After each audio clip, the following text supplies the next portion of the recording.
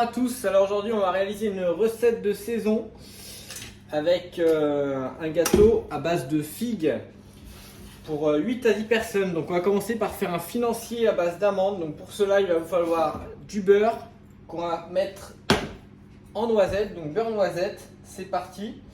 On le met tranquillement à fondre à la casserole. En attendant, au batteur on va mélanger la poudre d'amande, le sucre glace avec la farine,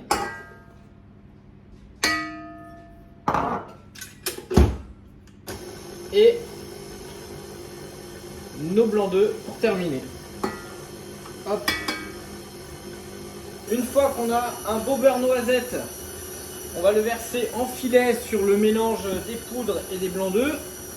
On va ralentir tranquillement le batteur et tout doucement on verse notre beurre. Voilà, on peut le faire en plusieurs fois.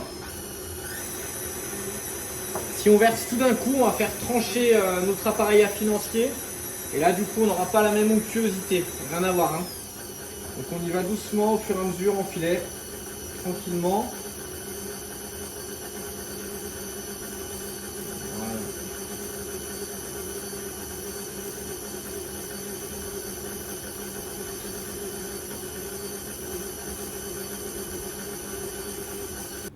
Donc une fois que notre appareil à financier amande est terminé, vous voyez, il est liquide.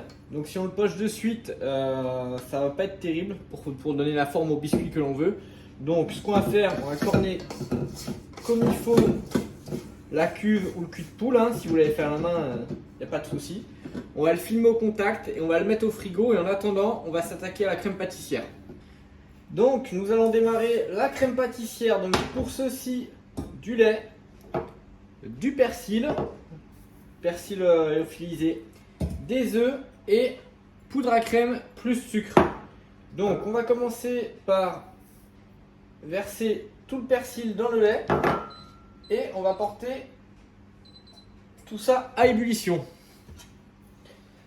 Hop hop hop, en parallèle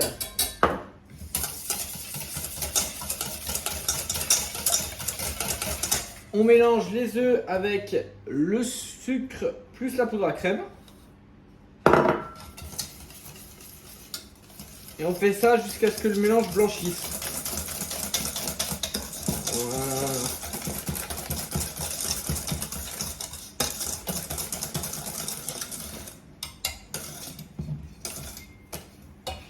Le temps que le lait bout, on continue de mélanger. Parce que si on s'arrête de mélanger, en fait, le sucre va venir brûler les œufs. On va avoir des filaments qui vont se créer donc, dans le mélange œuf, sucre et poudre à crème, tout simplement. Donc, une fois que notre lait est porté à ébullition avec le persil à l'intérieur, ce qu'on va faire, c'est qu'on va prendre une seconde casserole, un chinois, et on va donc chinoiser le lait afin d'avoir un minimum de persil dedans et juste l'infusion, tout simplement. Hop. Et ensuite on remet le lait sur le feu et là on attaque complètement la crème pâtissière de façon classique, je vais vous expliquer juste après. Donc pour la crème pâtissière, afin de ne pas brûler les jaunes d'œufs, ce qu'on va faire, c'est qu'on va verser un tout petit peu de lait chaud dessus. Voilà. On mélange. Et ensuite, on va venir reverser les œufs dans le lait. Si on verse directement les œufs dans le lait, les œufs ils vont prendre un coup et on va faire une omelette, hein, tout simplement. C'est-à-dire qu'on va brûler nos œufs. Alors qu'en faisant comme ceci, ce ne sera pas le cas. Donc on y va, on verse les œufs et on mélange bien.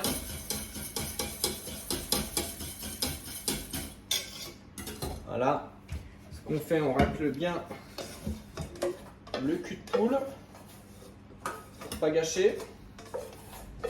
Zéro gaspillage. Ici c'est team, zéro gaspillage.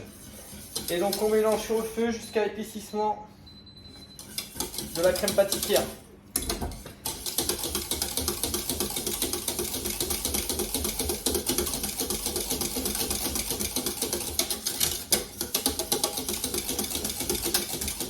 là vous voyez on a une crème pâtissière au persil.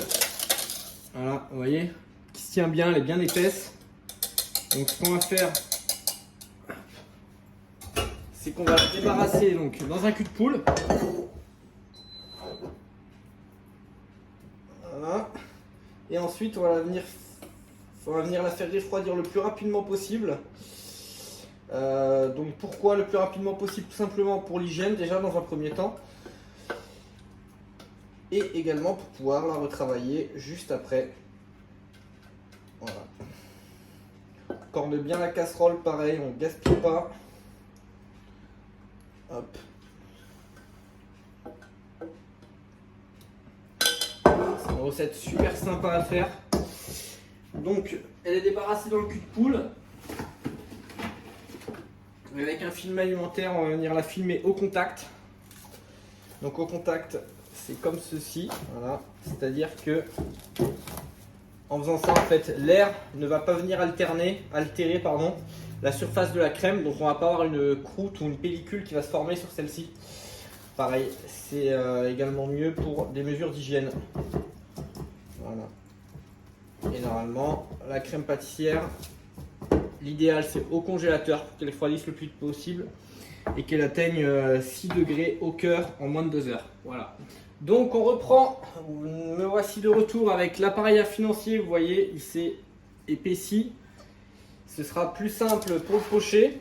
Donc plaque de cuisson, feuille de cuisson, petite poche à douille que vous trouvez bien évidemment dans la box. Voilà, alors la poche à douille, pour l'utiliser, voilà, vous pouvez la prendre comme ça, comme ceci, pardon. Elle se présente comme ceci hein, dans la box. Et en fait, vous pouvez faire un revers. Voilà. Hop, et vous la maintenez comme ça. Et là, vous voyez, c'est le plus simple. Vous n'avez plus qu'à verser directement votre appareil dedans. Et ce sera beaucoup plus simple pour vous. Ensuite, ce qui reste dans le cul de poule, on y va peut-être avec une corne, une cuillère ou une maryse. Et on charge la poche à douille tranquillement avec l'appareil à financier amande. Hop, hop et hop. Tout simplement. Donc, notre appareil étant dans la poche,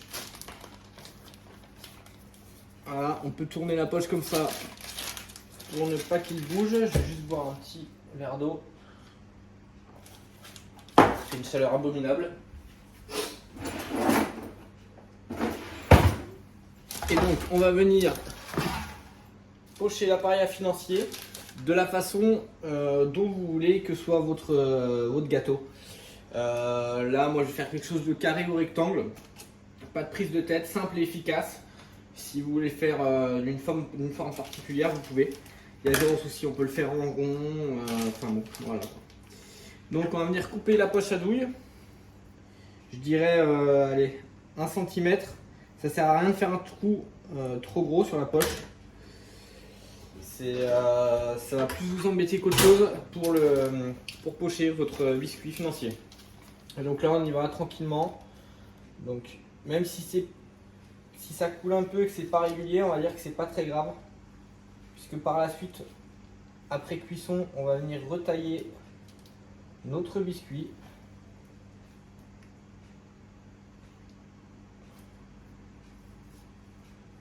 Voilà.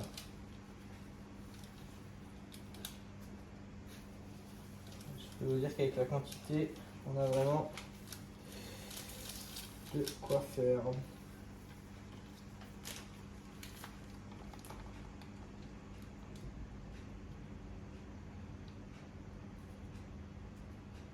Hop. Donc,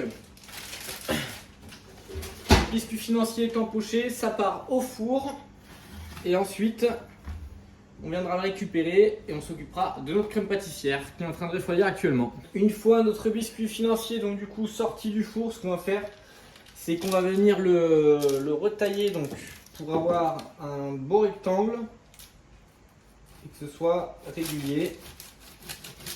On y va en douceur, donc on le coupe, hein, le but c'est pas d'aller arracher le biscuit.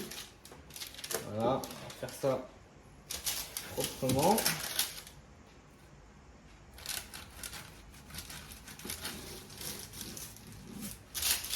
De plus, le fait de faire ça, c'est-à-dire que forcément les côtés sont plus cuits. Donc on va avoir une régularité sur la cuisson du biscuit. Donc sur le moelleux aussi. Voilà.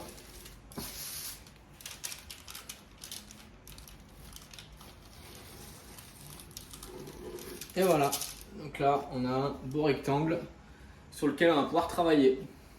Donc, à l'aide de la seconde poche à douille que l'on peut trouver dans la box et de la douille fleur, on va venir pocher notre crème diplomate. Alors, on va faire le trou un peu plus gros. Donc, on va venir pocher notre crème diplomate sur notre biscuit financier. Hop, voilà. C'est parfait. Donc on y va, on va pocher notre crème avec la douille fleur. Donc hop, et voilà. Et vous voyez, ça fait des petites rosaces comme ça. Et ça permet de donner un style.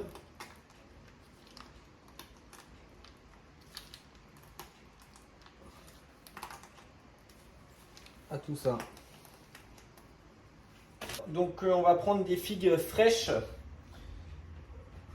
Ça va très très bien avec le persil et on va venir, donc bien évidemment on les lave en amont et on va venir les couper comme ceci. Et là le but c'est d'avoir vraiment quelque chose de saison. Donc soit, moi ce que je conseille c'est de mettre plutôt dans les creux comme ça, comme ceci, avec des belles tranches histoire que on voit bien toute la chair de la figue.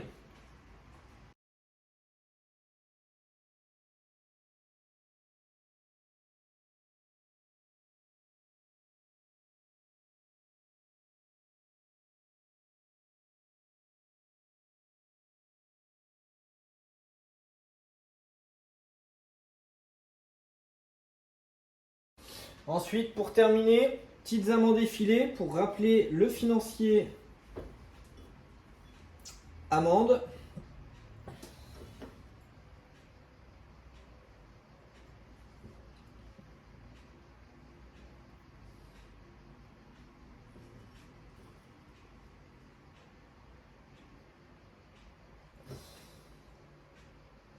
Et pour ceux qui ont, on peut mettre un peu de persil frais sur le dessus. Là, on vient d'accueillir du persil frais qu'on va mettre en rappel. Donc là, on est vraiment sur un dessert très frais,